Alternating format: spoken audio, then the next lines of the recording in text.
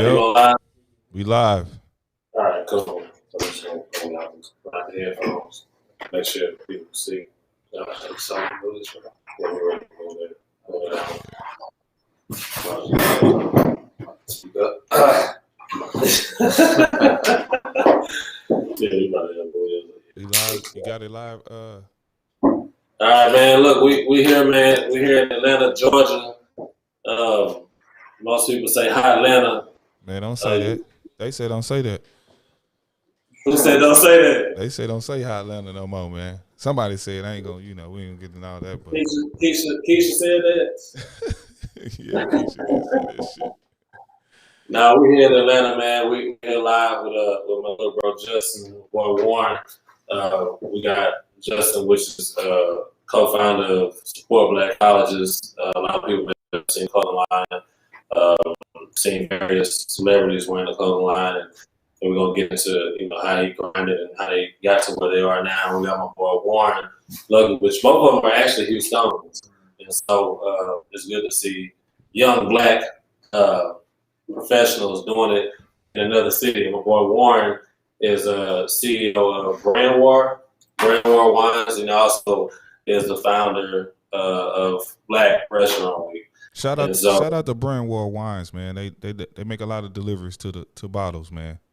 to bottles, shout out to bottles, yeah, One Yeah. time, one time. one time for the one Shout out to time. Corey, man. All family over there. Yeah, for sure. So we definitely want to make sure that we connected and did an All Star edition since I was in the city. I know you were talking about it earlier this week, talking about it last week, trying to out it.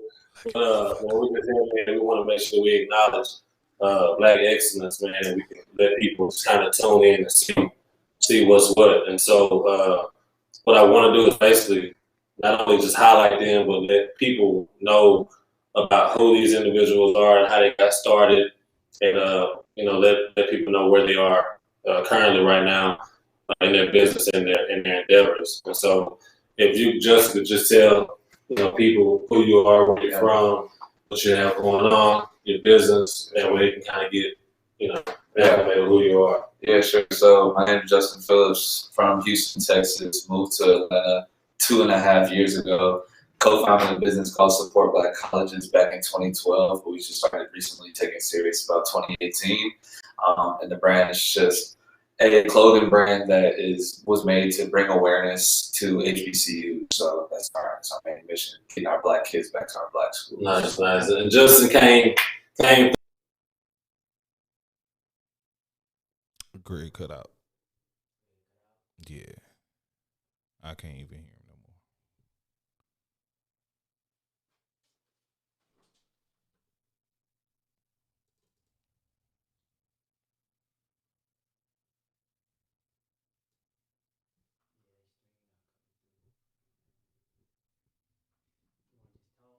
Yeah, cause I'm gonna have to do a damn freestyle. You know what I'm saying? I'm gonna have to do a freestyle on here for all my people, till we can get Greg back.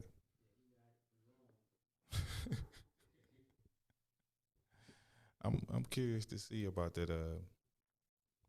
Hear the story about the supporting black colleges though. My wife been on my ass because I ain't go to black college.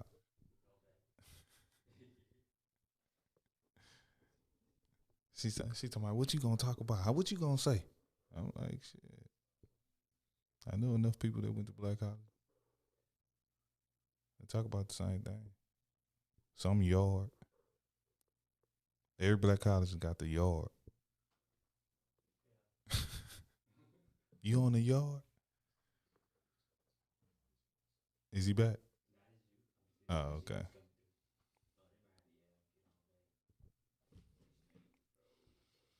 Make it do live call.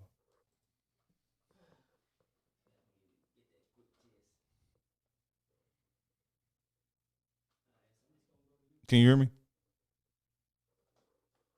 Yeah, your whole sound over there is done. Yeah, I can't even hear you through the phone.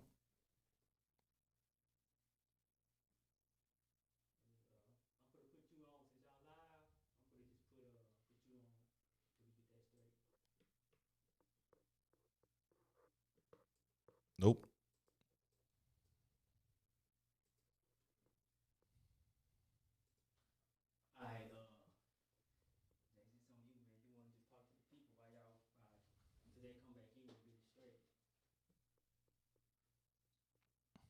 can, man. I don't even know what's wrong with Greg. I can't even hear Greg through FaceTime or nothing.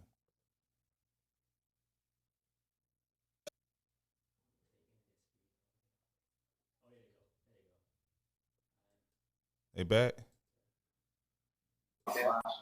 Sure. Man, what y'all on that y'all boys in Atlanta on that dial up, bruh. We back, man. Y'all still, man. A lot of people using their phone right now, so the towers are jacked up. Nah, it's all good, man. There's a We lot of black. people sleeping, but you can hear us, all right? Yeah, I can hear y'all good. What was We the back. last thing? What was the last thing we left off that you heard? After Jay was saying that he was from Houston, kind of his whole spiel and how it all started from when he moved and started supporting. Oh, damn. Okay, so we just. All right, that was a cut. Hey, we're gonna run it back. So Can we run this back? Support black business. Support black podcasts. We need to do over. Hey man, we appreciate y'all bearing with us. A lot of people tuned in, and we appreciate you guys tapping in. You can All-Star edition of Believe the Hype. All-Star edition. I just make sure you're not freezing up over there. So, I mean, congratulations to y'all for taking the show on the road. Most folks, stepped out there like that. Yeah, no, We're gonna get some haters, but who gives a fuck? Sure. They're going somewhere. Right, exactly. If they're not talking about it, man, you're not doing that. But what Justin was just saying, about the business. Yeah, sure. So Justin from Houston, Texas. What part of the H, Justin? I'm from the South Side, bro. Shout out to the in Eldridge, born and raised my whole life. So. There you go. But yeah, so co-founder of a business called Support Black Colleges, and basically our mission is to inspire, raise awareness, and uplift folks, get them to support HBCUs. That's really all it is. But we do it through clothing, so that's our thing. What made you do that? What made you go into? Did you go to a black college? Yeah, I went to Howard. Shout out to what they say, the real HU, huh? Oh yeah, well, you got it right on your first try, brother. That's it. Hey Jay, tell me, you coach, man. You used to play ball out there. Yeah, man. Shit. You know what, man? My family, they make me feel like I'm like the what they call the black sheep of the family because I ain't go to a HBCU. So they be saying certain shit like they try to make it seem like I can't relate. Like, yeah, we be on the yard. Like, I be like, why all black colleges gotta have a yard? You know what I'm saying? They all do. They all do. They all do. Yeah, I think that's what made up. Yeah, that's a part of it. My wife say shit like, you'll never understand what we went through. I'm like, yeah, y'all Pell Grant didn't show up for like months. What you mean? Just don't get mad at me because we got our shit on time. Yeah, no doubt. Man. No, but I had a lot of family. I know Greg too, man. We from East Texas, so Wiley College was probably our first HBCU experience. I don't know. Right. What about you, G? And you went to a black college, right? Yeah, I went to Jarvis. Jarvis Christian. I had a scholarship there. I'm always throwing in the play ball and had the growing injury. I played 2 games and I was out of there. But man, I love the HBCU experience, man. It's nothing like it. I could have went anywhere. I could have went to UTA. I could have went to TSU. I could have went wherever. But right. I think, man, just going there, being close to home, number one, and then 2, going to HBCU, allowed me to build some relationships that I still have today, to this day, that kind of helped me, through the journey. And so I'm grateful for the HBCU. And again, there's no dig to nobody that, right. You didn't go to HBCU. It's cool because we still here where we at, regardless. Exactly. You know what I'm saying? And that's big. We all still probably on Saturday make something. Right. Whether you coach HBCU, PWI. But that's big what George is doing, man, because I think we need more, especially black athletes, the opportunity to, because honestly, man, when growing up playing sports, they really didn't make it look like that other than if you was, shout out to the Sigmas, if you ain't in a frat or a sorority or something like that, they made it seem like going to HBCU wasn't really like, the thing to do for sports wise. So man, with I see Chris Paul rocking your stuff, man. That's huge, man. To put that in these kids' faces, to be like, yo, y'all can make it to the league going to a HBCU. You know what I mean? You ain't got to keep on. Yeah, so that's big, man. Big shout out to that. He's been one of the biggest proponents of like pushing the movement forward. So just having him in the pocket and a relationship with him has just been crazy. What y'all got? What you got moving forward? As far as like for the brand to be able to, let these. As far as like, I'm speaking from the athletic standpoint. You know what I mean? Like camps or, I don't know, partnering with schools just to be like, you know what I mean? Because they should be selling your shit in they damn what y'all call it? The student center? Straight up. Yeah, no, that's one of the bigger plays, like bigger wholesaling plays. We haven't done much of any wholesaling really just as of late, but a bunch of big box stores are trying to get us in, and we're just working through those relationships. But the bigger play for the athlete side is trying to do those camps, different like sponsoring different AAU teams that are really popular. We're really locked in with a lot of the high school guys that are like really killing it. They come and shop with us and stuff like that. But we realized early on that when you're younger, these bigger brands like Nike, Adidas, and et cetera are courting these kids at 6, 7, 8 years old, sponsoring their team. So we realized that we have to do something similar to make these kids realize that a Black owner can have a big brand and can sponsor teams. And when they grow up, they're picking these schools based off of the sponsorship that they're getting. So a Duke or a North Carolina or whatever, they're sponsored by these big brands. So they need to be shown that ownership and, they need to be supported from then on, because they're just saying, hey, I was on a Nike team from age 6 to high school. I'm going to Duke. It makes sense. So that's what we're trying to, get into that realm. Were you on Camp Brother transfer to the Howard? Yeah. Like, can you talk a little bit about how just that energy, right? Having somebody that magnitude coming to an HBCU can transform the culture and just.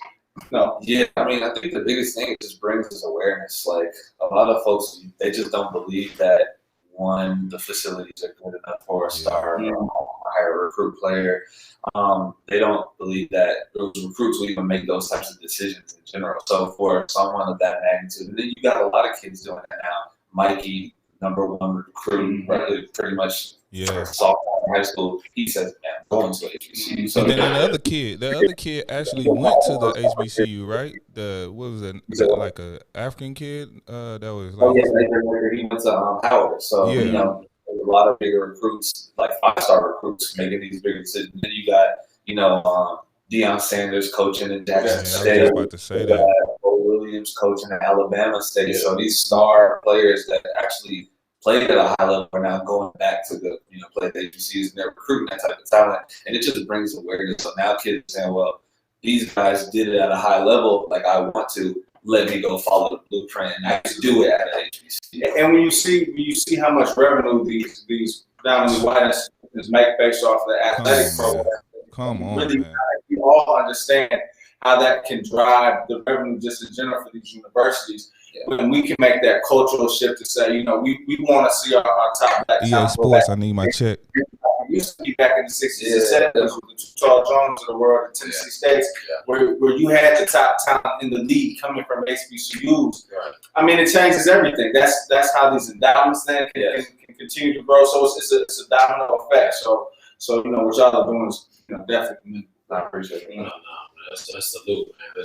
Where Penny Hardaway coaching at? He at Memphis. But my guy's the head basketball coach at Alabama A&M. Did y'all already touch on his name? He used to play with LeBron in Cleveland. Man, what is that? You talking about Mo Williams? He's at Mo Williams. What Mo is at? Alabama A&M, right? He's at Alabama State. Oh, Alabama State. Yeah. Yeah, that's how I get sports time. Hey, but Deion did something special, man. And then I'm also looking more in depth into his his staff, man. His whole damn staff is like ex-NFL players. So like these kids are getting a chance to see firsthand, you know what I mean? Did Greg freeze? Yeah, they froze again. They gotta do dial up again.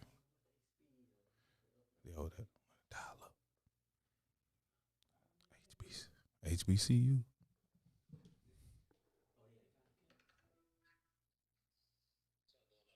Man, that's y'all, man. Y'all on that dial up, baby.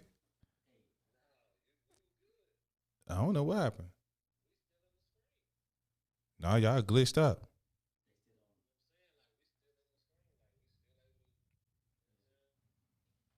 I don't know. We didn't move. We didn't move nothing. Should they refresh?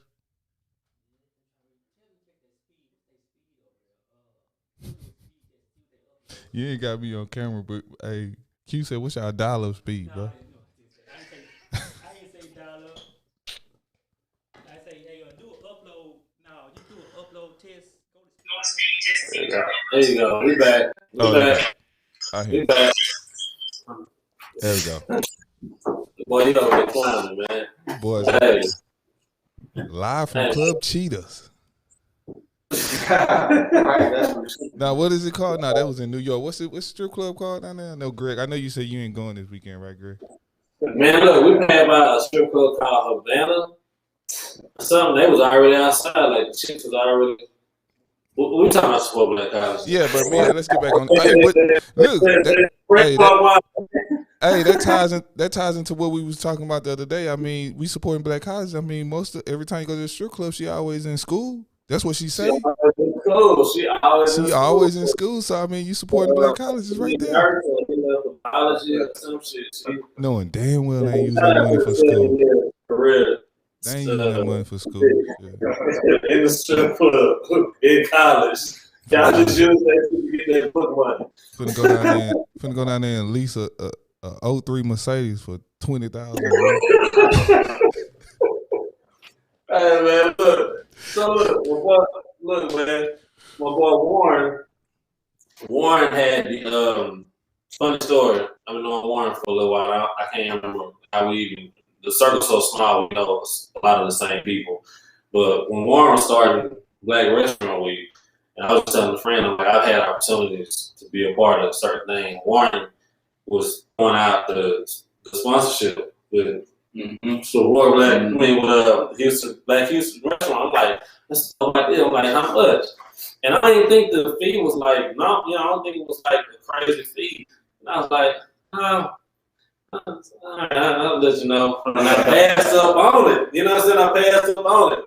And I'm just saying to say that with our age, we become more wiser, even as we're talking about support black colleges or being more versed in just different industries, is that sometimes you got to sit back and you got to analyze the situation. And we were just talking about that again. We were just saying, like, we sit there and we overanalyze certain situations. We knew that they had restaurant week in Houston.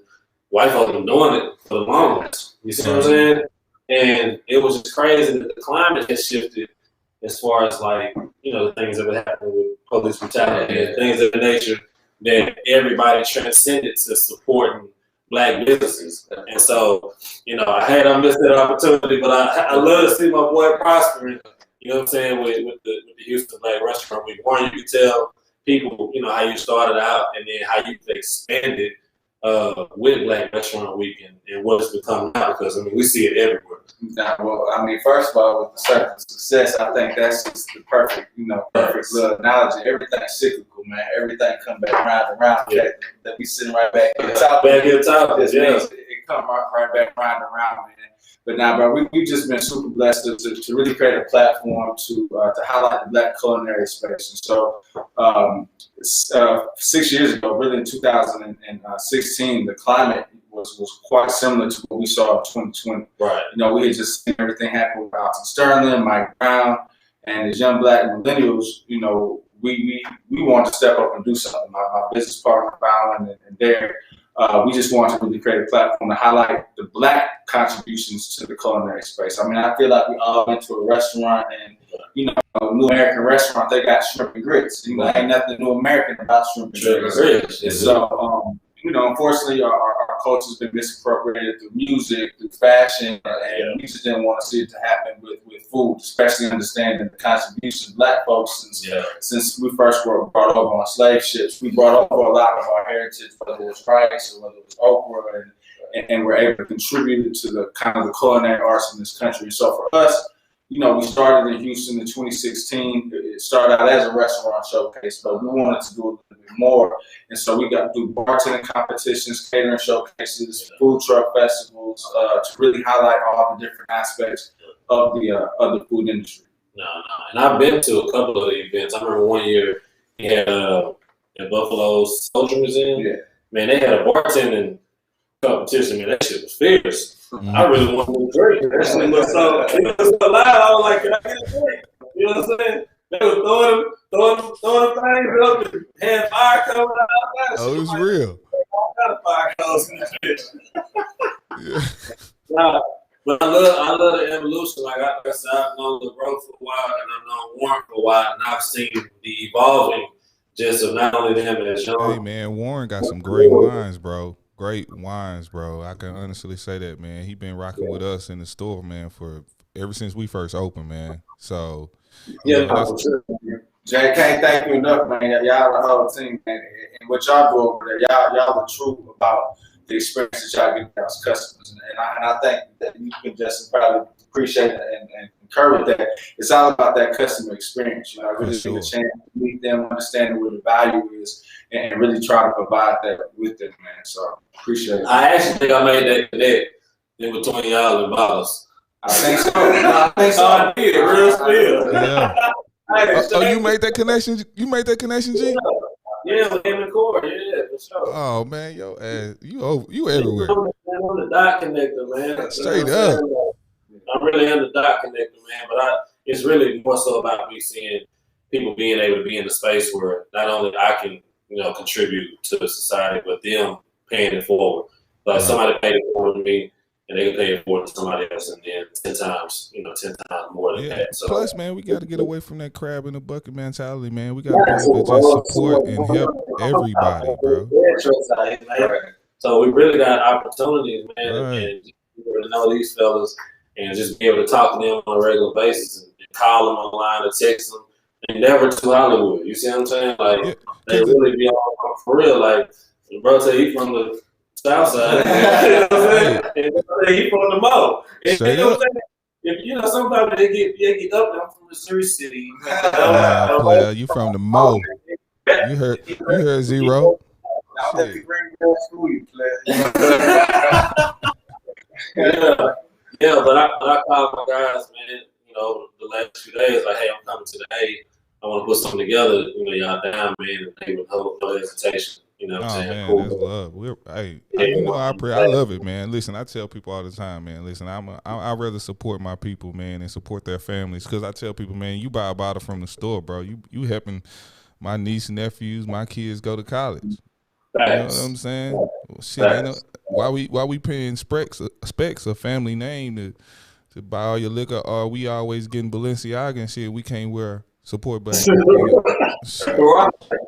Hey, Jay, but that's beautiful, bro. It's creating that real distribution channel, right? The fact that y'all are black-owned retailer, that y'all are buying from a black-owned wine distributor, that's buying from a black-owned black wine producer, black winery. I mean, that's really Wall Street. It's creating those supply chains, man. Because that's what the other side has done, man. But exactly. Coming into fruition. I got work for you too. We got to talk about that. You see how that just happened? Well, look, just to tell people, if some people can understand, like, they may know the success of support black colleges, but just let them know of some obstacles that you may have ran into, or some things that they may potentially run into if they want to start a clothing line. I mean, people think that because they see everything on the front line, the grass is green on the other side, but there are different growing pains that you have as a business owner. And I think this speaks universally to everybody. So if there has been a moment that you had an aha, like, oh shit, we shouldn't have did that. Yeah. But you were able to actually come back from that or rectify, you know what I'm saying, that particular situation. Right. It's so many. Like, you got just It's interesting because every day as an entrepreneur, you're learning still. So like you don't know what you don't know until you get there. So I didn't know how to operate and manage 25 employees until we got there. So I'm just like, you don't know. So not understanding. I think it's important to like have real self-awareness about who you are as a person, who you are as an entrepreneur. That's one obstacle you got to get over. Just to answer your question too, in the clothing business, I mean, buying a bunch of stock before you even know, ask the market what they want. Not having your accounting set up properly. I mean, it's just countless things that the business owner you go through. So as I think of them, I'll let you know, but off the top of my head, those are just a few that. Because you didn't even anticipate, I mean, because we all have an idea of being great. Like, we want to be successful in whatever we do, but you don't anticipate 1,000 orders overnight. Oh, yeah. You see what I'm saying? Like, you can, like that, 1,000 orders, you're like, oh shit, do we even have 1,000? Right. You know what I'm saying? Sweaters or shirts, or do we even have that in stock? Like, how are we going to hit the film?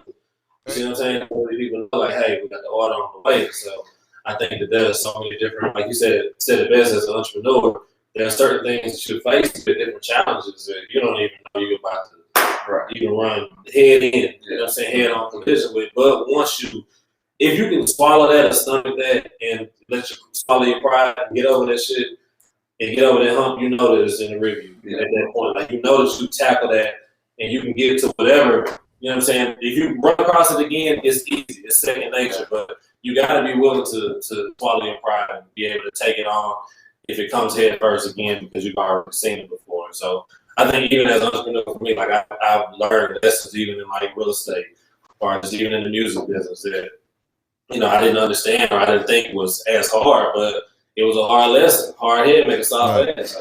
You see what I'm saying? That's the only way to be successful, though, man. You got to have them failures, bro. You got to have them failures, bro. But and like even with you, like I know, y'all been in the business for a while, even with your dad. You know what I'm saying? Like y'all been in the business and you've seen a lot of things that, like, you may have. Well, there's a moment where even with your dad, he may have had a different vision, and you incorporated. I think that's been the story of our business. Right. A lot of people that work with family can definitely relate. It's the best and worst thing at the same time. I can relate. Right? You hear me, Jay? Because you're honest sometimes, too honest, or I think the biggest thing that I've learned that we've had to do is you just got to kind of set boundaries, right? It's healthy boundaries, healthy work boundaries, and I think that the more you set boundaries, the better off that you're gonna be. But I just know one thing as an entrepreneur, man, you just gotta be comfortable being uncomfortable. I'm a firm believer. I'm a firm believer of that. Just because that's what this entrepreneur journey is. It's appreciating the little wins, because most of the time the wins are small, but just using those little wins as momentum to keep going. With the finance background, I always like graphs, right? So life oscillates. So you're gonna go up and down, up and down. As long as you oscillate upwards, man, that trajectory is gonna keep rising. Yeah. And once y'all catch the knowledge. That's the finance thing. This definitely ain't for the faint of heart, man. I tell people that all the time, bro. It's a lot of sleepless nights in entrepreneurship. Hey, and gray hair. Straight up. I got a few peeking out. You know what I'm saying? I don't know about that one just yet. Hey, keep living. Right. That's what they tell you. Keep living, huh?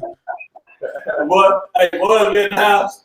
Color that shit. Shit, you know me. I Beijing the hell out this shit real quick on y'all ass. I go Benjamin Button like a motherfucker real quick. Did you color it? What? Man, listen. Shit, at least once a month. This boy, man, I'm not, man. I'm finna be out here gray everywhere, bro. Entrepreneurship got me to gray, straight up. No, for real, man. You think about your name. Hey, that damn trucking company, bro. I used to have they drivers stealing my trucks, man. I'm like, what? I remember they would be gone for like days, and you would be having. Man, I don't be knowing where they at. I'm like, you know what? Yeah, bro. Right, man. Like they'll come to work for 2-3 days, and then go missing for 2 days. You like, right. Bro, you go ride out. So it's just, I don't even want to face that type of obstacle. The trucking bit, I was looking for a pistol. Hey, they ask me all types of questions, bro. I'll be like, listen, man, if you ain't got it, because everybody, I promise you, bro, for black people, we for some reason got it in our head that trucking is like every man, I'm gonna get in trucks, I'm gonna buy these agents. I'll be like, bro, okay. All right, go ahead, bro. Go ahead. Yeah. I'm gonna try to tell y'all something. Y'all ain't gotta listen to me, but I'm gonna try to tell y'all something, bro. It's not easy, bro, at all, man. Right, but I mean, it goes back to what we're saying is that even as an entrepreneur, you face those obstacles. You ran head on head with vision. So even if you're trying to get somebody the game, they gotta really they have to experience it. Especially coming from young black entrepreneurs. Y'all notice that? I noticed that. I fight that uphill battle. Like, you know what I'm saying? Sometimes I might meet an older guy who he don't necessarily know that the shit that I know, but he won't even take no game or take nothing from me because I'm younger than him. Right. You be sitting on him. Right. You see what I'm saying? But because you're younger, it's that swallow the pride. Right. I think it goes back to what you were saying. It's about knowing your customer, right? Like, you buy stock because you don't necessarily know who your customers are. I think a lot of times as young black men, we'll hop into an industry or hop into a lane because it's sexy or it's glorified, and we really don't know, what we're doing or who our end user is or who our end buyer is going to be, and it makes it tricky. Like, no background. We do no background on it. You sitting there heavy, and so really just finding out who your consumer is, creating a demand before you even have a product, right? And once you have that demand, you're going to be able to get it off. I got a question for both y'all though. Like, how were y'all able to pivot, y'all's business, specifically construction and apparel during COVID? I know coming from, specifically the wine space, we had traditionally been real hedged with on-premise, so we really sold a lot to restaurants. You know what I'm saying? But with COVID, restaurant game got fucked up. You know what I'm saying? So we had to to really just amp up our opportunities, rock with folks like Shady Bottles and kind of the retailers, the HEBs, the grocery stores, and really trying to have to pivot the model. Did y'all have to switch it up, or what y'all had to kind of go through in the last year? I think you go. I mean, it was interesting because right before, I honestly thought, I didn't know what was going to happen. I thought the business was just going to stop. People don't have money out of their job. I thought it was going to go to close to zero. I didn't know what was going on. But then I realized what happened was everybody got their money. And then right around then, the police brutality started going on. So then people were holding on to their money more closely because they didn't have a job. But then they also were spending their money only with black businesses. So instead of going down close to zero, we 5-6x the business at that time. So then the way that we pivoted though was we started to create things that were more so for the culture, even though we're all ready for the culture, but even more specific. So when all the police brutality stuff started coming out, instead of Support Black Colleges shirt, we'll drop something like Support Black Lives. Yeah. And then that shirt did $100,000 in the first day. So then right after that, Meg Thee Stallion, all that stuff was happening with black women. We made a shirt called Support Black Women. So then that shirt same day. So it was just having to move and shake and pivot. And I think just entrepreneurship in general is being very resilient, being able to pivot when it's necessary, and then being able to take punches to the face every day. Yeah, and not being too stuck on ideas. I think sometimes we be too stuck. We all our can't get out our own way. Right. And I think for me in construction, there were a lot of things that slowed up as far as in the city because everything was shut down. So nobody was working in the city. They were trying to transition people to go remote. And so there were permits that couldn't get validated, or there were inspections that couldn't happen. So most of my construction end up taking 8-9 months, whereas it usually takes 3 to 4 months. So my bill out, or even the money that I'm spending in my carrying costs, end up not only doubling because of the time allotted, and say I got to figure out how to get out this shit. This shit is becoming more of a pain in the ass or costing me as opposed to benefiting me. And so I ended up selling both. Actually 3. I sold 3 properties that I built I did in 2020. So it actually came out favorable. It took longer than what, and I've learned some lessons as far as better time management or how to be able to delegate a little bit better. So I hire a project manager instead of me managing the project and knowing how much I charge a day. If I say, hey, I charge $250 an hour just to give consultations on real estate. If I add that up times 8 hours, I know that I need to at least get a project manager to pay him a fraction of manager because I can't be there all day. Otherwise, I'm not making money.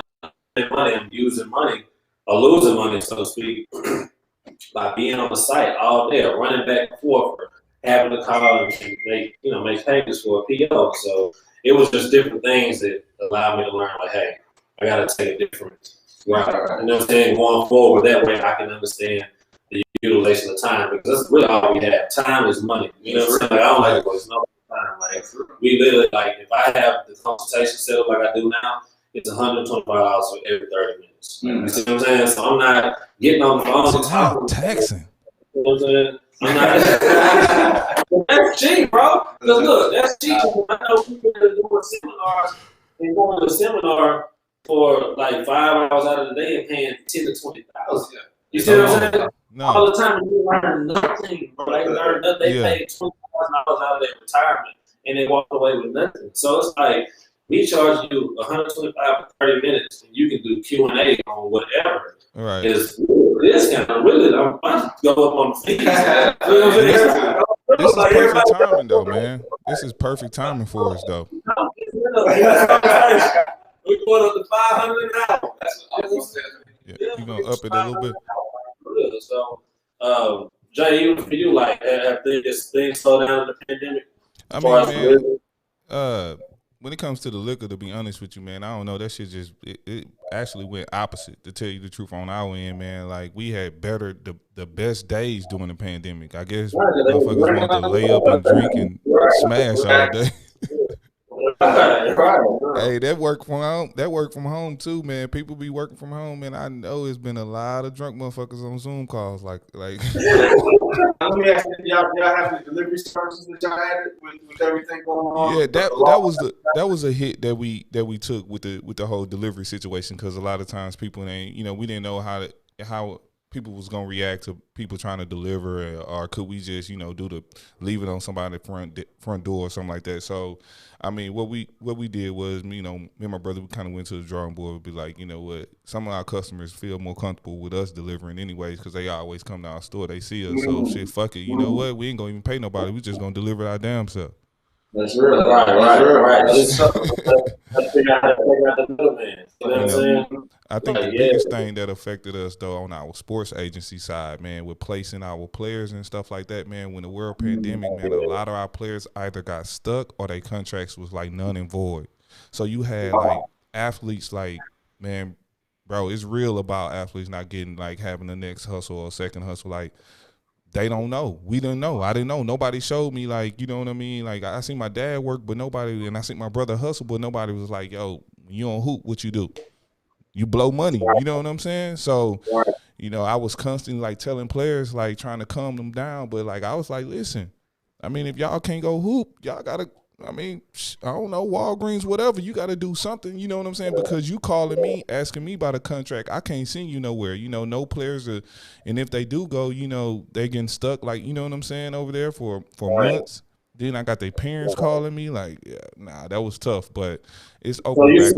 I mean, with you being an ex-athlete, like you retired and whatnot, and you seen, like, which I have in a sports agency, like, have they been so prideful to go get a regular job when they've been playing? Yes, that's the number one. That's one of our biggest reason as black athletes why we don't, try to make more money. Look, man. Listen, I ain't. It's only so many people can go to the NBA, right? It's only 12 people on the team. It's 360 dudes in the league, maybe give or take, right? I knew, hey, I'm not finna be sitting up here trying to go to the D League back in the day 10 years ago and make 10, 15,000 a season when I can go overseas and make that in a month. I ain't prideful about shit. Like, yo, I'm gonna go get it. I'd rather be having money in my pocket than to be prideful and be broke.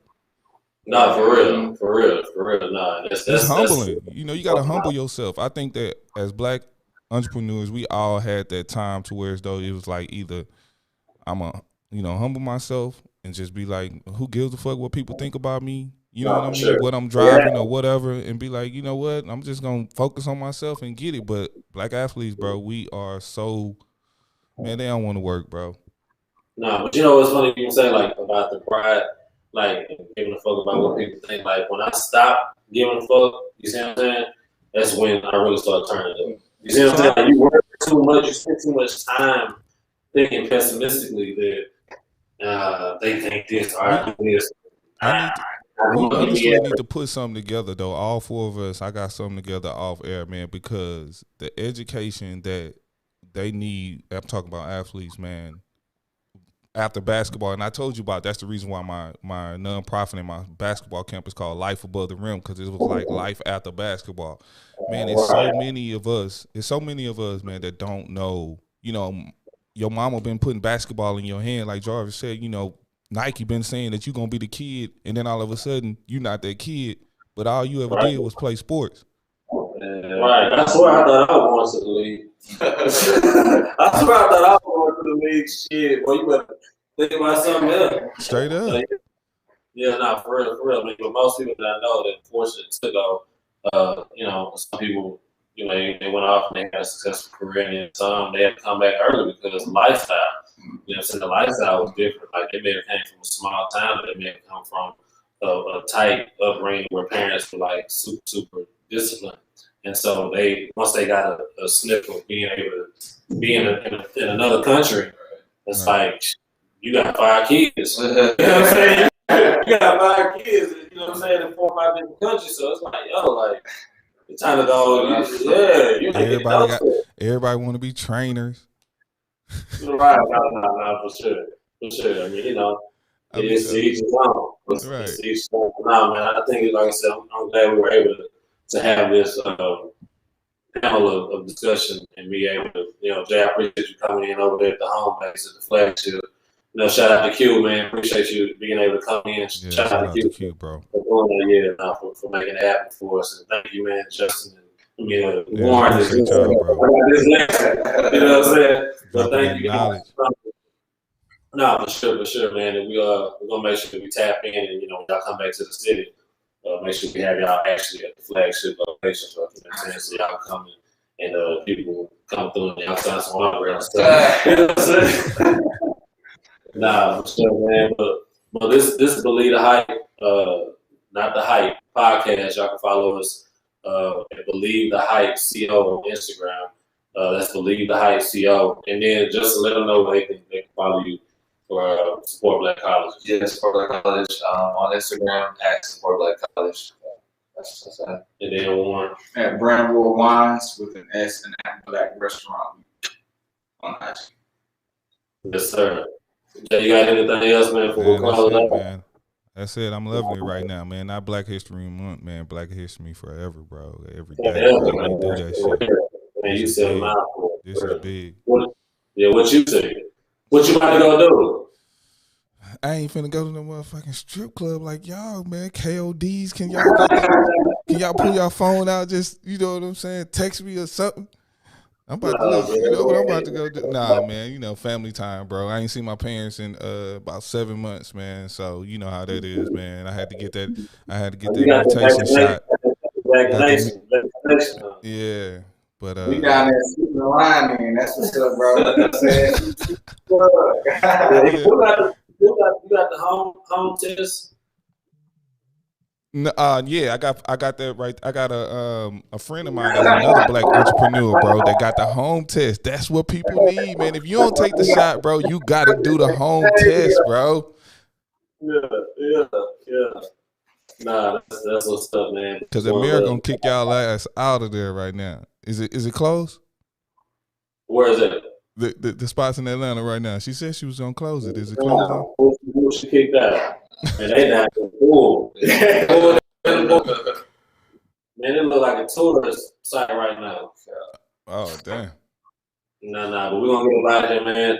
And man, everybody tuning in. Thank you guys for tuning in. And we'll see you guys on our regular schedule time on Wednesday, where we have our guest, Patrice from Cupcake Kitchen, tuning in with it. So, man, until we sign out, man, peace and love to everybody. See you soon.